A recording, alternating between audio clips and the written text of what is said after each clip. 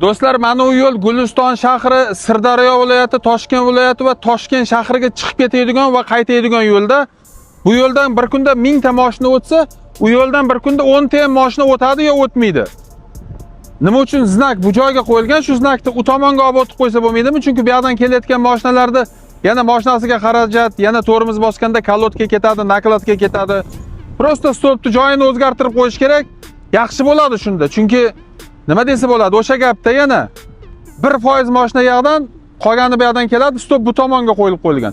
Asosiy yo'l bu-ku, asosiy yo'lga qo'ymasdan ikkinchi darajali yo'lga qo'ysa, xursand bo'ladi-da shofyorlarim. Har bitta shofyor kelib to'xtab o'tish kerak. To'xtamay o'tsa, ma'muriy jazoga tortiladi.